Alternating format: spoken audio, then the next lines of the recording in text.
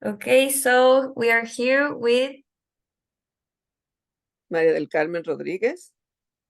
and I'm going to be presenting the topic of gender equality.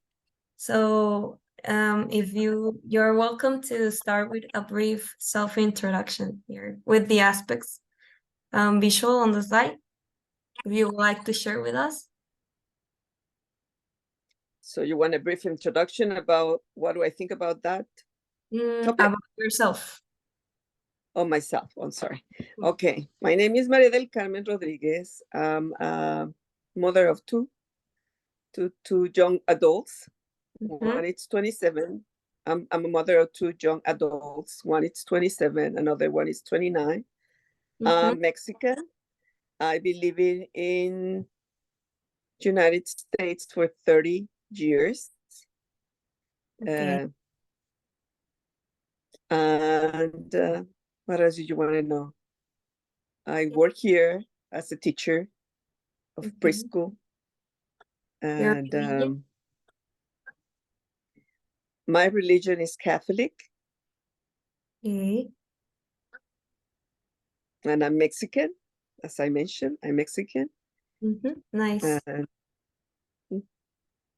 Okay. So we're going to begin with the brief questions. And the first one is, what is your perspective on gender equality and how did you acquire perspective? So you can tell us like what shapes your views.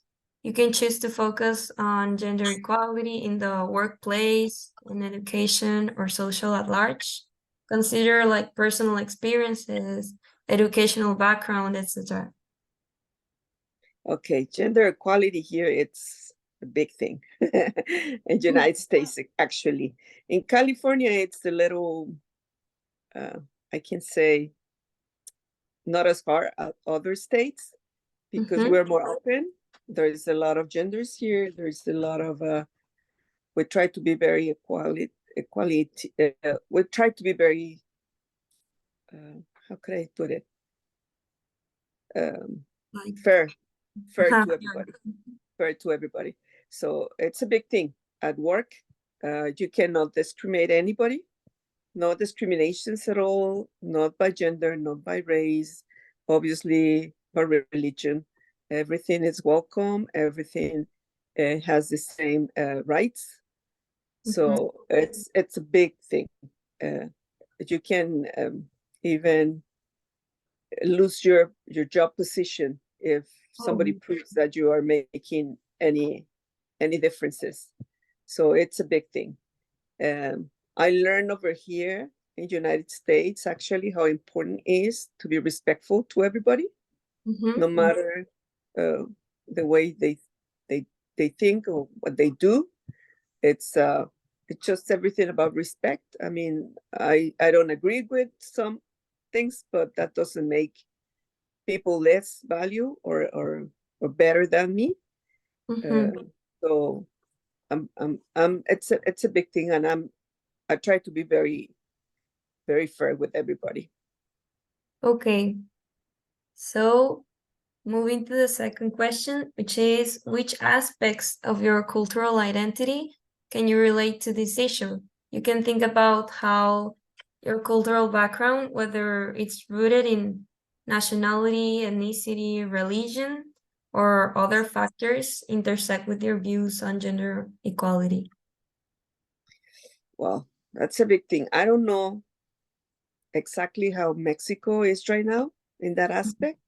I think people is getting to get used to be more respectful about other person's point of view and religious. But when I grew up in Mexico, it wasn't very open. So we actually were not very aware that there were some other type of religious or other type of ways to live. I grew up in a Catholic school, so the mentality it's either you're Catholic, you are in the middle class level, and everybody is the same, right? Or everyone is the same. So it's kind of hard. When I moved over here, it was a shock for me because over here you can see actually majority of or a good portion of Mexicans are immigrants and they Yeah. are illegal. Actually, a lot of my students are illegal. There's been families that have been here in the country for more than 24 years illegally, Really? and they survive, right? So it's shock to me because I still cannot understand why people can live that long with in the Like that. shade. I know, Mhm. kind of in the shades because they always kind of afraid of what can happen to them. So I actually get to learn it over here, and mm, I understand or try to understand the aspect from the American people side, Mhm. but Yes.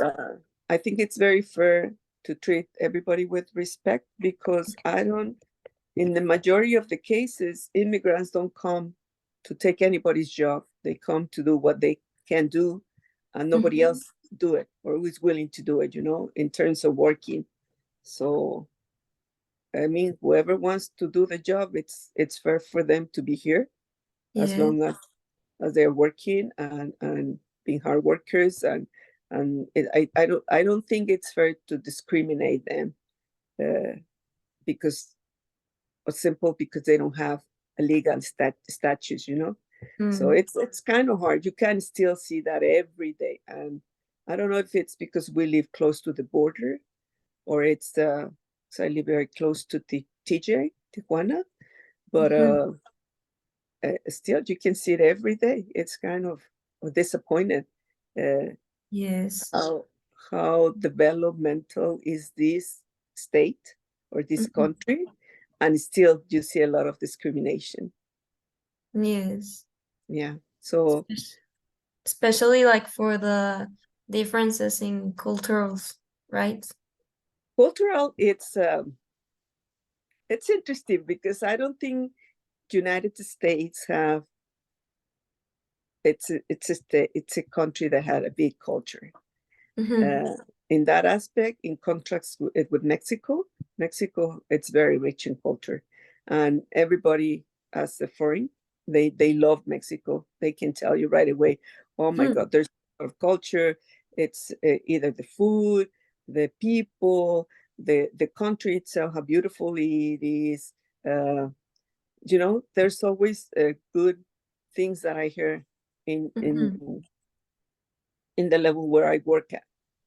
Uh, but in here, living in the United States, it's different because a majority of the people are immigrants, and some of them are doing very hard works. That is gardeners or cookers, people that work so hard, and they don't recognize their hard work, just because they don't have papers. So Yeah.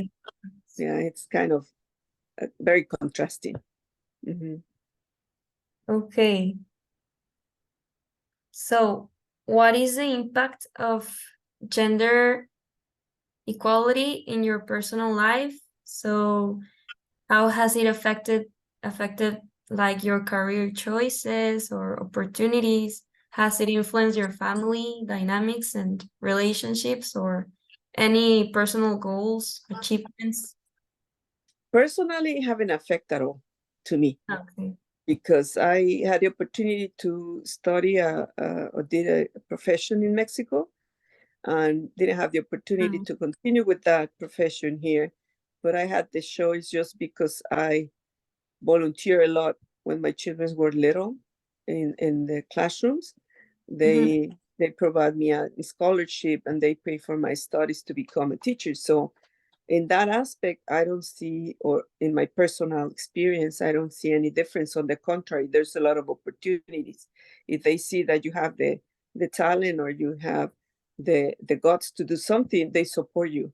So No in matter terms, like the gender no and matter if you're an immigrant or obviously my position, I came here as a legal immigrant, so that it's different because the first thing they ask you is your social security number, which is the identification that you're legally in this country, right? Mhm. So in my personal life, it haven't affected me at all. But I know there's a lot of people that cannot do much because of that. So that is a big thing, because it's funny because not many people knows that all the immigrants here had a number. It's not a social security number, but it's a number that it's called ITT. And with that number, they pay taxes, but they don't have the same rights as the people that is legal here. Isn't What? that something? They pay taxes. They pay taxes. If they work, they pay taxes with that number, but they don't have the same rights. Like which rights? Just not all of them. The rights that every legal immigrant has, like Ah, vote, or get a legal statute, like get your driver license, oh, a legal identification. They don't have those rights. They cannot go to school because they ask you to get those. I mean, they can, but at the end, when they get or they try to get a job, the first thing that they ask you is your legal status. So, mhm. and they don't have it. If they don't No, have a social security number, they don't have a legal status. didn't They know have, yeah, but they pay taxes. With that it. number, they pay taxes, even though they are illegal. So very few people know that. Also, not only they are hard workers, but they kind of help this country in terms of economical. Talking about, yeah, they help the country because they pay their part, they pay their portion of their work. Well, Yeah. that's So to good. me personally, have an effect, but I know there's a lot of people that it's been affect, and in especially in the area of teaching, Mhm. it is almost. I haven't seen it yet. I've been working in the field for 22 years, and I haven't seen any. We have to be very equal to everybody. It's hard to see. It doesn't matter if your partner is the same sex, if you're not married, if I mean, it doesn't matter the color of your skin. It doesn't matter. You have to be. It's equality. It's a big thing in the field of teaching. So you don't get to see it because you can just lose your license. You cannot be working anymore if somebody point that you are not being equal to everybody. So it's kind of something that you get used to do every day. You respect everybody. Mhm. If you see a child being dropped off by a couple of ladies or a couple of guys, you cannot say anything. It's like that's their family. You respect everybody. Mhm. Yes. You don't judge them. It's like that's okay. That's the way they live, and it is okay. It's kind of difficult in personally speaking Mhm. because I think, or I've seen the little ones growing up with a lot of with lack of exposure of what we call the normal family, right? A male or a female. But Mhm. but I guess they survive because the country is very open to respect everybody. So yeah, Well, that's it's good. And talking about like your environment, mhm. and what are the beliefs about the issue in your peep group, family, and community? Like differences in perspective within your family, your friends, and their views on gender equality. Do they align or differ from your own? um, I don't know really. I don't know Mm, because my children, I still call them my children, my son mm, and my daughter, they yeah. have their own beliefs, and I Let know them. they go for respect everybody, and Mhm, they are aware of all the differences, mhm, but for them it's kind of it's when you grow up seeing something every day, it's kind of normal to you, so you don't question it. Like for mhm, example, my front neighbors are two ladies, and mhm, they just grow seeing them together, so it's right, very common for them. It's okay, they live together and that's okay. They don't Yeah. question it. They don't question it. But to me, it's been a wake up call in a way, because I didn't grow up looking or seeing those differences. So at the beginning it was tough. But when I completely changed my perspective in terms of being very respectful to everybody, when I find out that my older son was autistic, because he's different, just because he's not very social empathy to everybody. So I can see the look of the people when he threw up a tantrum when he was little, and you can feel that that the people wasn't feel comfortable, right? But it's not something that we as parents can control, or they can control because of the Yes, it's a disability. challenge. Yeah. So I figured out, well, as he has a disability, it can be anything, your race, your identity, your sex, and Yes. you have just to respect, because you don't know what they come from or why they are deciding to live like that or do whatever they are doing. So it's kind of hard, and it's a contrast because my best friend is from Mexico. She's from Toluca, and she doesn't have that open mind. She still see Asian people and says, "Oh, those people are very dirty." It's that they have certain things Stereotypes. and it kind of bothers me. And sometimes I says, "You need to stop that, because more people speak Spanish nowadays, and they can put you in the spot. So just don't do that anymore." But it's hard. It's hard because I can see in my very small circle, there's a lot of contrast, people that do not agree with certain things, and people that it's very open in others, like my own son, because he knows he has a disability, and he's very open to whoever acts different, is very respectful. So because he himself, it's a daily challenge for him. Yes. Mhm. So it's interesting, the different perspectives of people. Yes, that's interesting. So now, how do you think these groups, like your family, your friends, acquire these perspectives or beliefs? They could be like, do you think they have been influenced by older generations or events, movements, educational institutions, media? Like, for example, my husband lived for 5 years in Asia. So Mm, he is very open to everything. He grew up in the United States and he studied here. So for him, it's, I mean, everybody's life is different, and that is okay. So obviously, his past influenced his present very much. He doesn't criticize anybody. To him, he's very respectful. My daughter works in a field, in the investigation field, and there's a lot of Asian people. And she Oh, says they are very mean. So for her, really? Asian people, in her point of view, Asian people believe they are smarter. So Mm, it's a challenge for her every yeah. day to show them that she's as intelligent as they are. Uh, for me, it's every day is kind of not the same, but I already know the families that I work with for the school Mm, year. So I yeah. already know how to treat them, and I know that I have to be very respectful, because that's a policy in the district that I work at.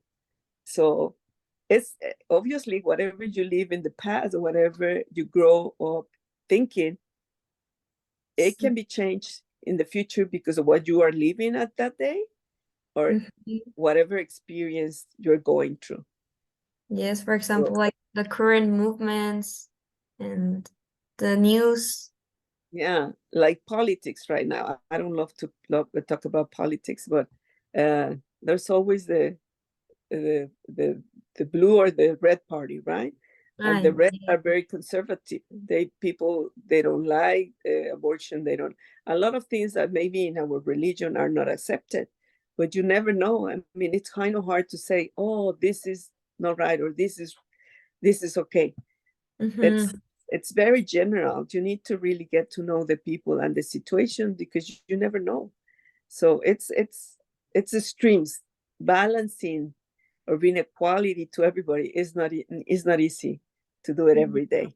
But Yes, it's especially with people that like have limited perspectives of and beliefs, and they just don't want to hear from others based on their like roots and their own beliefs and thoughts and everything. So there you go. Yeah. So the more experience you have getting to know other cultures and other countries, and you learn to understand, maybe it's a matter of understanding and respecting. You let to understand why they do certain things, right?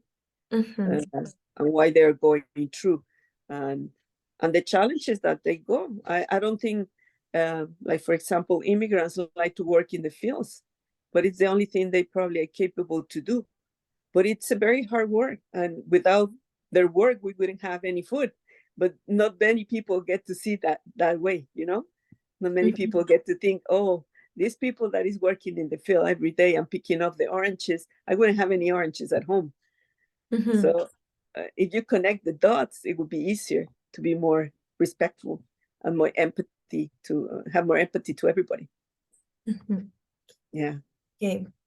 So the last question is, well, based on what you know or just what you think, how is gender equality present in Mexico?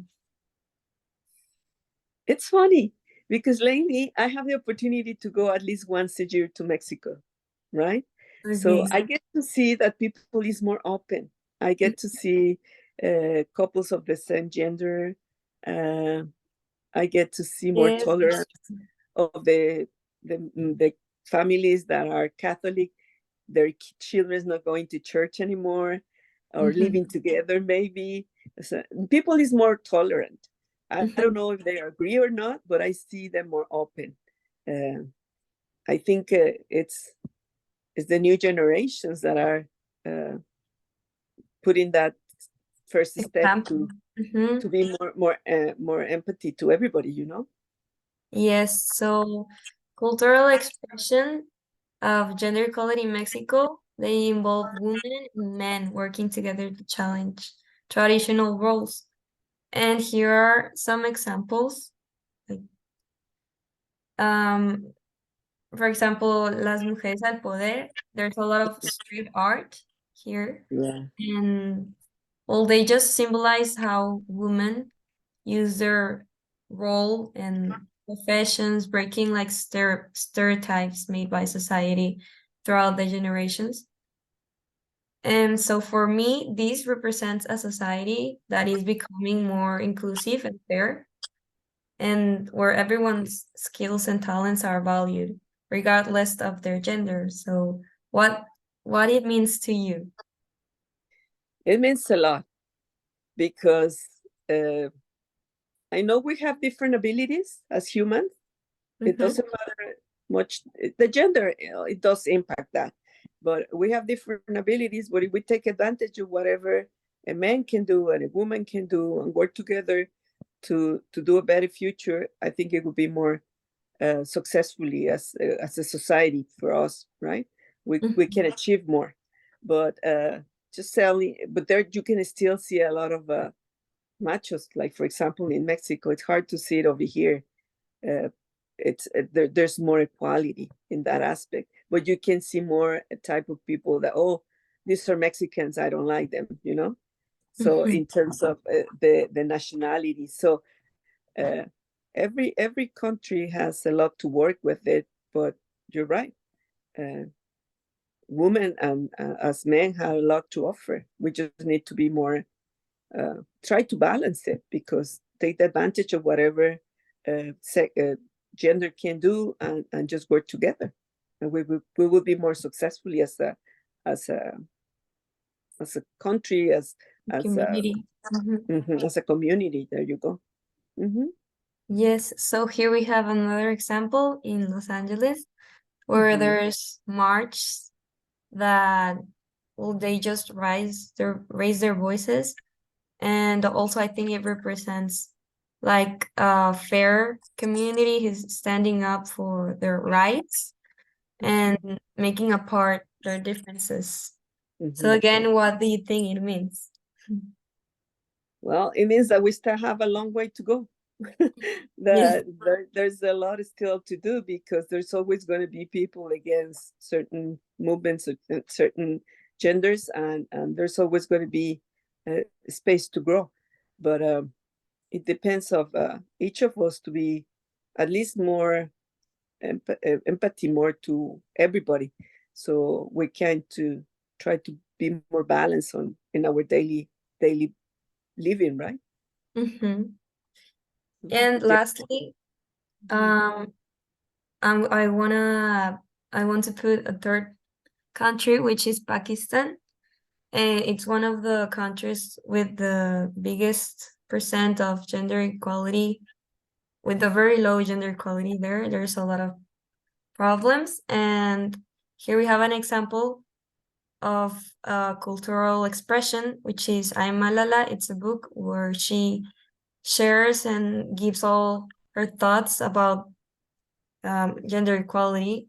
And I think it's a really good way to express and like give a positive change towards a brighter future.